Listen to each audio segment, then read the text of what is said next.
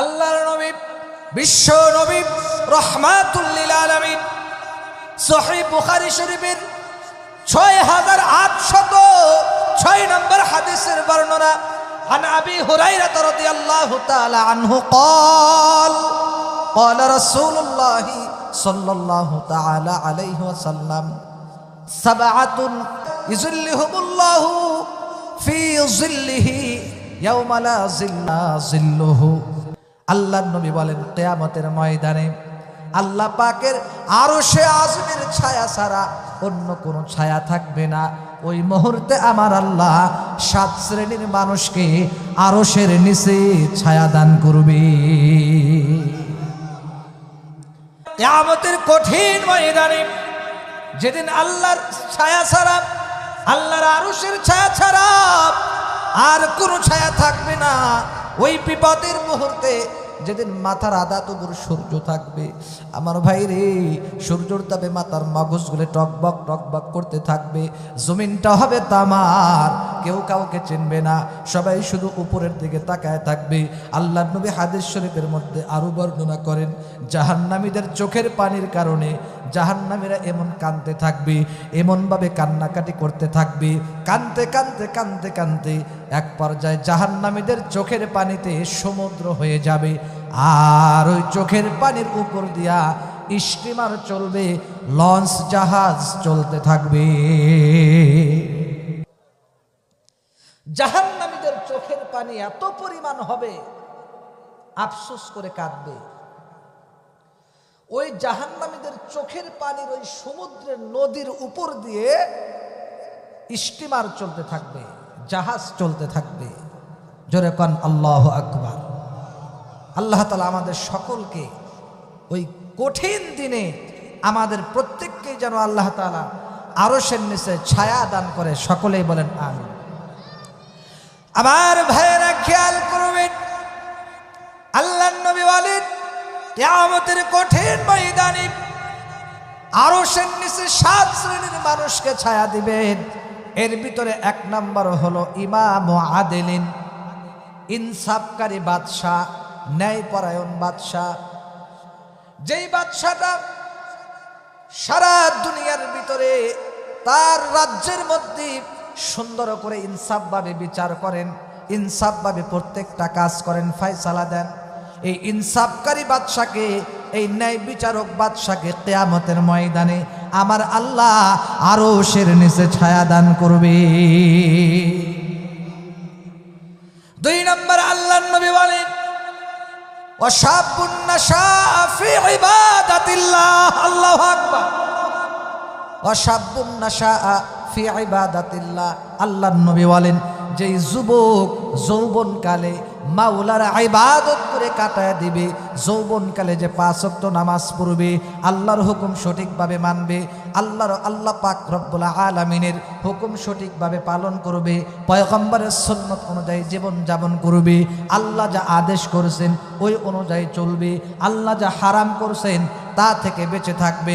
পয়গম্বর বলেন যেই ব্যক্তিটা যৌবনকালে মাওলার ইবাদত করে কাটায় দিবে, ওই যুবক ব্যক্তিটাকে কিয়ামতের দিন আমার আল্লাহ আরশের নিচে ছায়া দিবে। সেজন্য যৌবনকালে ইবাদত করা দরকার আছে না নাই? বন্ধু খেয়াল করবেন, যেমন দুনিয়ার ভিতরে উদাহরণ দিলে, এক্সাম্পল দিলে বুঝতে পারবেন, দুনিয়ার ভিতরে যেমন আমরা বিবাহ করতে গেলে, কোনো যুবক ছেলে বিবাহ করতে গেলে শুধু সুন্দরী মেয়ে চায়, কথা বলেন না কেন? কোনো বাবা যদি বলে এই ছেলে, ওই বাড়িতে টাকা পয়সার অভাব নাই, গাড়ি বাড়ির অভাব নাই, কোনো কিছুর অভাব নাই, কিন্তু মেয়ের বয়স হলো 50 বছর, খাল চামড়া সব গুছায় গেছে, বিয়ে করবা তুমি? আপনি বিয়ে করবেন? বেশ করে এই বুড়া যারা, আপনারা মাথা থাকেন কেন? আপনারা বুঝছেন, আপনার তো দাড়ি পেকেই গেছে। যুবক যারা, এদেরকে বলছে যুবকরা বিয়ে করবেন, 50 বছরের মহিলাকে করবেন না, চামড়া খাল ঘুষিয়ে গেছে, জড়ো হয়ে গেছে, একে আপনি এখন বেশি একটা ভালো লাগে না। যৌবনকালের এক সুন্দরী আর বৃদ্ধা বয়সের এক সুন্দরী, আকাশ যতই ফাউন্ডেশন লাগাক পার্থক্য আছে না নাই? জোরে বলেন আছে না নাই? আপনি করতে চাবেন না। যেমন বন্ধুগণ আমার, এই যে সরকারি চাকরি করতে গেলে, সরকারি চাকরি জয়েন করতে গেলে আপনি 40 বছর 30 বছর হয়ে গেলে আপনাকে নেবে নাকি? 21 বছরের যুবক লাগবে, এরপরে নেবে। কথা বলেন না কেন? এরে মুমিন, ঠিক তেমনি ভাবে আমার আল্লাহ পাক রব্বুল আলামিন টাটকা যুবককে চান।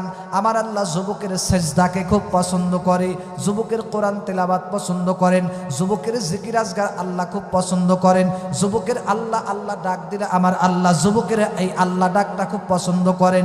বৃদ্ধ মানুষের একটা সেজদা আর যুবকের সেজদা আকাশ পাতাল পার্থক্য। যেমন অনেকেই চিন্তা করেন আমি বুড়া হয়ালেই নাতি পুতি বিয়া দিয়া লই, আমার মেয়েটাকে বিয়ে দিলে ছেলেকে বিয়া করায়নি, নাতি পুতি হোক দাদা হই নানা হই, এরপরে আমি দাড়ি রাখবো নামাজ পড়বো। এবার আপনাদেরকে বলবো, আপনি যে দাড়ি রাখবেন নামাজ পড়বেন দাদা হইবেন নানা হবেন, এইটার কি কোনো গ্যারান্টি আছে নাকি? যদি গ্যারান্টি থাকে তাহলে আজকে আমাকে এখনই আপনি লিখে দিয়ে যাবেন, হুজুর আমি অতদিন বাঁচবো, তাহলে লিখে দিয়ে যান। পারবেন? পৃথিবীর আপনারা পারবেন না হয়তো, পৃথিবীর প্রধানমন্ত্রী পারবে, কারণ তার তো টাকার অভাব নেই। পারবে? সারা দুনিয়ার যত বাদশা আছে সবাই যদি একত্রিত হইয়া একদিনের হায়াতকে কেউ টাকা দিয়ে কিনতে পারবে নাকি? হায়াত মৌত এগুলা সব কার হাতে বলেন? কিয়ামত কবে হবে এটা কার হাতে বলেন? বসুন্ধরার মালিক কোটি কোটি টাকা, যে কত হাজার হাজার কোটি টাকা ছিল উনি নিজেও জানে না। উনি যখন অসুস্থ হয়ে গেল ডাক্তারদেরকে বলে, ডাক্তার আমাকে তোমাদের বাঁচাইতে হবে, আমার যত সম্পদ আছে সব সম্পদ আমি তোমাদের নামে লিখে দেব, তবুও আমাকে তোমরা দয়া করে বাঁচাও। সুবহানাল্লাহ কইতেছে একজন। বাঁচাইতে পারছে? পারে নাই, কারণ মৌত হায়াতের মালিক একমাত্র কে? সুলাইমান পয়গম্বর একদিন একটা পিপিলিকা পিঁপড়াকে বলতেছে, ও পিঁপড়া তুমি আমার কাছে কি চাও বলো, আমার কাছে তুমি কিছু চাও? ইসআলনি, আমার কাছে কিছু চাও। এবার পিঁপড়া ডাক দেয়া বলে, তোমার কাছে কি চাবো, তুমি আমাকে আবার কি দিবা? এবার ডাক দেয়া বললেন, তোমার কাছে একটা জিনিস চাবো, যেহেতু তুমি কারোবারও করতেছো, যেহেতু আমাকে অনুরোধ করতেছো, তোমার কাছে আমি একটা জিনিস চাই, জিদফি হায়াতি, আমার হায়াতকে তুমি বৃদ্ধি করে দাও। সুলাইমান নবী বলে, আর কোনো জিনিস পাই না, হায়াত আমি দিব কিভাবে? হায়াত আমি কই পাবো? হায়াত কি আমার হাতে নাকি? এরপর সুলাইমান পয়গম্বরকে বললেন, তাহলে এটা পারলেন না, ভালো কথা, 2 নাম্বার আর একটা জিনিস চাই, জিদফি রিজকি, আমার রিজিক আপনি বৃদ্ধি করে দেন। সুবহানাল্লাহ কয় না? এবার বলে রিজিকও আমার বৃদ্ধি করার ক্ষমতা নাই। এবার সুলাইমান পয়গম্বরকে পিপিলিকাটা কি কয় জানেননি? পিপিলিকা ডাক দিয়ে বলে, সুলাইমান পয়গম্বর তুমি আবার তাহলে কিসের বাদশা? আমার কাছে আবার বাদশাহী দেখাচ্ছ, তোমার মতো এই বাদশা আমার কাছে দরকার না। সুবহানাল্লাহ বলেন, চিৎকার দিয়ে বলেন আল্লাহু আকবার। কেমন বাদশাহী? পিপিলিকা কি বলে? বিশ্বাস করেন এই কথা পিপিলিকা বলার পরে তুমি হায়াতও দিতে পারো না, রিজিকও বাড়াই দিতে পারো না, তাহলে তোমার কাছে আমি কি চাবো? তাই আবার দেওয়ার আগে এত জোরদাবস্তি? আমি জানি আপনি দিতে পারবেন না। এবার সুলাইমান নবী মাথাটা নিচে করছে, হায় হায়। এরপর থেকে উনি এমন শরম পাইছে, পরবর্তীতে উনি যতদিন চলাফেরা করছে কিতাবের মধ্যে লেখে, উনি মানে এই পিপিলিকা এই কথা বলার পরে উনি মানে শরমেতে একেবারেই হয়ে গেছে। বলেন আল্লাহু আকবার। হায়াত মৌত এগুলা পৃথিবীর কোনো মানুষের হাতে আছে? এ বন্ধু খেয়াল করবেন, সেন্য যুবকদেরকে বলবো, আপনারা যৌবনকাল থেকে ইবাদত করবেন সুন্দর করে। 3 নম্বর পয়েন্ট হলো রাজুলুন কলবুহু মুআল্লাকুন ফিল মাসাজিদি। আল্লাহর নবী বলেন, যে ব্যক্তিদের হৃদয়টা কলবটা মসজিদের সাথে সম্পর্ক থাকবে, তাআল্লুক থাকবে, মসজিদের সাথে ঝুলান্ত থাকবে, এই ব্যক্তিদেরকে আমার আল্লাহ কিয়ামতের দিন আরশের নিচে ছায়া দিবে। অর্থাৎ যাদের হৃদয়টা, যাদের দিলটা, যাদের কলবটা আল্লাহর ঘরের সাথে, মসজিদের সাথে ঝুলান্ত থাকবে। আপনারা বলবেন হুজুর ঝুলান্ত মানে কি? এইটার ব্যাখ্যা শোনেন। অর্থাৎ সব সময় আপনার মনটা মসজিদে যাওয়ার জন্য অস্থির থাকবে। আপনি ফজরের নামাজ পড়বেন, জহরের নামাজের অপেক্ষায় থাকবেন, কখন মুয়াজ্জিন সাহেব জহরের আজান দিবে, আমি তাড়াতাড়ি করে জহরের নামাজে যাব। এরপর অর্থাৎ প্রত্যেকটা নামাজ পড়ার পরে এর পরের পরবর্তী ওক্তের জন্য আপনি অপেক্ষায় থাকবেন। আপনার হৃদয়টা ছটফট করবে, কখন আমি মসজিদে যাব, কখন আমি নামাজ পড়ব। শুধু তাই নয়, মসজিদের সাথে ঝুলান্তর আরেকটা 2 নম্বর ব্যাখ্যা হলো, যেমন আপনি পরিবারের ভিতরে চাউল কতগুলো আছে, চাউল 1 বস্তা কয়দিন যাবে, তেল কতদিন যাবে, সাবান কতদিন যাবে, রসুন কতদিন যাবে, পেস্ট কতদিন যাবে, এইটা সেইটা সবজি কতদিন যাবে।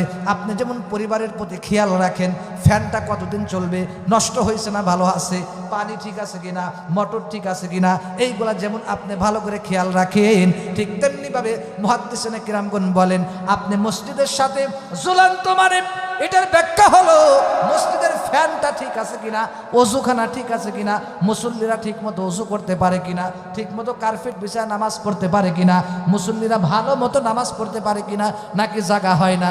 এই যে মসজিদ নিয়ে যে আপনি ব্যস্ত থাকলেন, মসজিদের সাথে আপনি তাআল্লুক রাখলেন, মসজিদকে আপনি সময় দিলেন। আল্লাহর নবী বলেন এইভাবে যারা মসজিদের সাথে তাদের হৃদয়টাকে ঝুলন্ত অবস্থায় রাখবে, কিয়ামতের ময়দানে আমার আল্লাহ আরশের নিচে তাদেরকে ছায়া দিবে। জোরে কান সুবহানাল্লাহ। এ বন্ধু 4 নম্বর হলো আল্লাহর নবী বলেন ইজতামাআনি, আল্লাহর নবী বলেন 4 নম্বর প্রকারের মানুষ হলো যারা একজন আরেকজনকে ভালোবাসে একমাত্র আল্লাহর জন্য, পরস্পরে মহব্বত রাখে একমাত্র কার জন্য বলেন?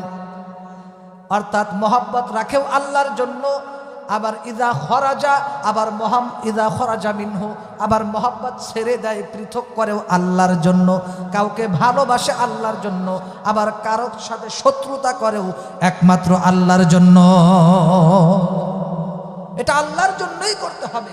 সেজন্য দুনিয়াতে আপনি যদি আল্লাহর জন্যই কাউকে ভালোবাসতে পারেন, মহব্বত করতে পারেন, আর আল্লাহর জন্যই যদি কাউকে শত্রুতা করেন, কিয়ামতের ময়দানে আপনি মৃত্যুবরণ করতে দেরি, আল্লাহ তাআলা আপনাকে আরশের নিচে জায়গা দিতে দেরি করবেন না। সুবহানাল্লাহ। আসতে কয় নম্বর গেল? 5 নম্বর হলো আল্লাহর নবী বলেন ওই ব্যক্তিকে আমার আল্লাহ আরশের নিচে ছায়া দিবেন যেই ব্যক্তিটাকে একটা সম্ভ্রান্ত পরিবারের সুন্দরী একটা নারী, সুন্দরী একটা মহিলা তাকে অপকর্ম করার জন্য আহ্বান করেছেন, ডেকেছেন যে আমার কাছে আসো, এই যুবক ছেলে আমার কাছে আসো, তোমার সাথে অপকর্ম করব। ডাইরেক্ট কথা বাংলা যেটাকে বলে জিনা করব, অপকর্ম করব। এবার যুবক ছেলেটা ডাক দিয়ে কি বলে জানেননি? এ মহিলা, তুমি যত বড়ই সম্ভ্রান্ত পরিবারের মহিলা হও না কেন, যতই সুন্দরী হও না কেন, যতই তুমি রূপসী হও না কেন, যতই তুমি সুন্দরী হও না কেন, তোমার সাথে আমি অপকর্ম করতে পারবো না। সুন্দরী মহিলা ডাক দিয়ে বলে কেন তুমি করবা না? যুবক ডাক দিয়ে বলে আমি আমার আল্লাহরে ভয় পাই, আমার আল্লাহরে আমি ভয় পাই, এই জন্য আমার অপকর্ম করা সম্ভব না। আর বর্তমান জামানায় যুবকদেরকে ডাক তো দূরের কথা, ওরাই আরো উপর দিয়া যায়, ঠিক কিনা বলে? এরকম যুবক কয়জন পাওয়া যাবে? সুন্দরী মহিলাকে, সম্ভ্রান্ত পরিবারের একজন মহিলা তাকে ডাকছে খারাপ কাজের আহ্বান করার জন্য। ইউসুফ পয়গম্বর তাকে আহ্বান করেছিল জুলাইখা, নাম শোনেন না আপনারা? জুলাইখা তাকে ডেকেছিল, 7টা তালা বিশিষ্ট দরজা তালা দিয়ে লাগাইছিলেন। এরপরও ইউসুফ পয়গম্বর, নবীরা তো পবিত্র, নবীরা কি পবিত্র, উনি এইগুলা করছেন? করেন নাই। আল্লাহর উপর ভরসা করে ক্বালা মাআযাল্লাহ ওয়া রাওয়াদাতহুল্লাতী হুয়া ফী বাইতিহা আন নাফসিহি ওয়া গাল্লাকাতিল আবওয়াব ওয়া ক্বালাত হাইতালা ক্বালা মাআযাল্লাহ। আল্লাহু আকবার বলেন। ইউসুফের মধ্যে আছে ইউসুফ পয়গম্বর আল্লাহর কাছে পানা চেয়েছিলেন। জিবরাইল আইসা বলেন ও ইউসুফ পয়গম্বর, আপনি আল্লাহর নাম নিয়ে সামনের দিকে দৌড় দেন। সুবহানাল্লাহ কয় না? ইউসুফ পয়গম্বর আল্লাহর নাম নিয়ে সামনের দিকে দৌড় দিছে, 7টা দরজা টাস টাস করে খুলে গেছে। আর এই বর্তমান জামানায় 7টা তালা দেওয়া লাগবে আবার, কিছু দরকার নেই, রাখ, সুযোগ যে পাইছে এটাই তো আলহামদুলিল্লাহ, নাউজুবিল্লাহ ধরে কর। এরকম যুবক কয়জন পাওয়া যাবে খারাপ কাজে আল্লাহরে ভয় করে বলে আমি আল্লাহরে ভয় পাই, আমার ওটা সম্ভব না? কয়জন পাওয়া যায় বলে? হ্যাঁ আছে, কিছু পাওয়া যাবে। যদি কিছু না পাওয়া যায় তো এই দুনিয়া থাকতো না, কথা বলেন ঠিক কিনা? আল্লাহ তাআলা আমাদের সকলকে এই 5 নম্বর গুণে গুণান্বিত হওয়ার তৌফিক দান করুক, আল্লাহর ভয় তাকওয়া ভিতরে অর্জন করার তৌফিক দান করুক। আমিন। 6 নম্বর হলো আল্লাহর নবী বলেন ওই যুবককে, ওই ব্যক্তিকে আমার আল্লাহ কিয়ামতের ময়দানে আরশের নিচে ছায়া দান করবে, যে ব্যক্তিটা ডান হাত দিয়ে দান করে, বাম হাতও টের পায় না। আর এক রিওয়ায়াতের মধ্যে আছে আর একজন ব্যক্তি হলো যেই ব্যক্তিটা আমার আল্লাহকে নিরালায় অনুসরণ করে, আমার আল্লাহকে স্মরণ করে, আর আল্লাহকে স্মরণ করতে গিয়া, জিকির করতে গিয়া, আল্লাহকে স্মরণ করতে গিয়া নিরালায় চোখের পানি ছেড়ে দেয়, এই ব্যক্তিটাকেও আবার আল্লাহ আরশের নিচে ছায়া দিবে।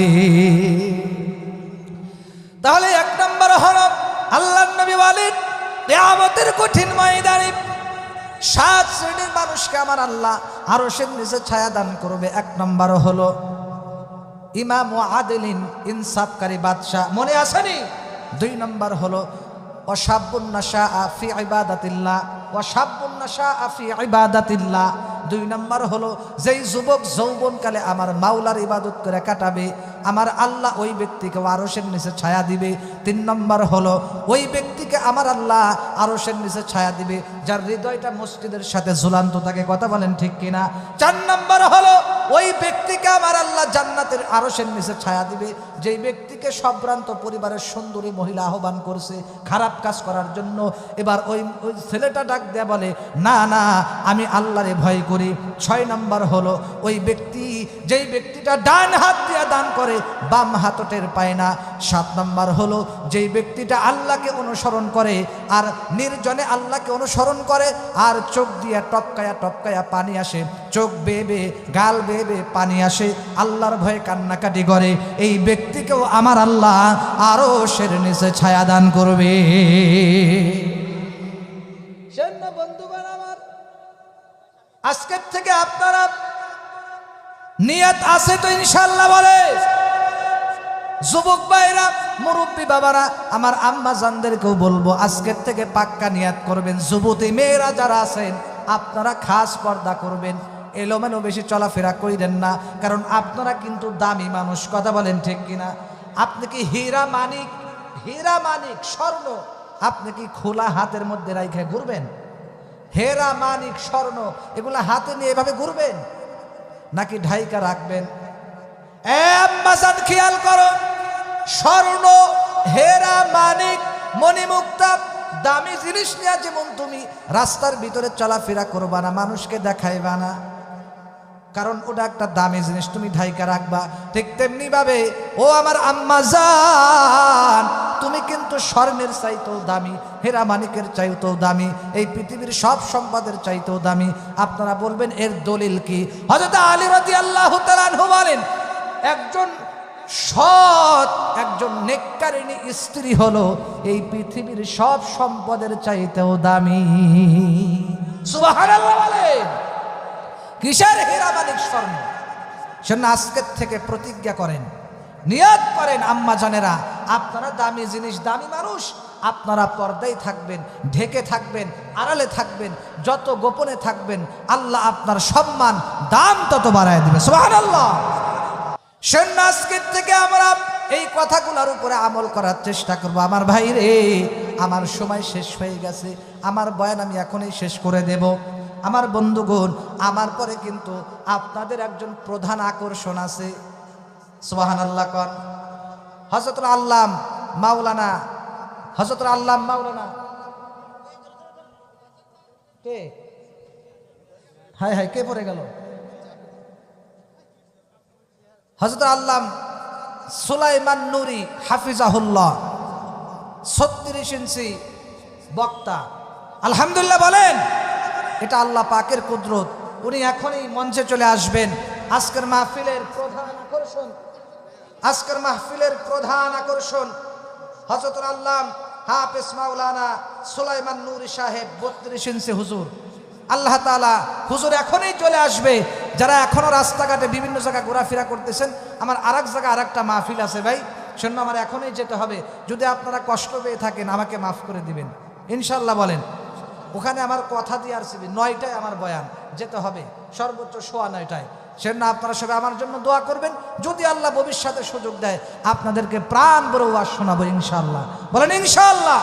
আমরা সবাই সবাইকে মাফ করে দেব, আমরা সবাই সবার জন্য দোয়া করব। আমি এই বলে আমার কথা শেষ করছি। আসসালামু আলাইকুম ওয়া রাহমাতুল্লাহি ওয়া বারাকাতুহু।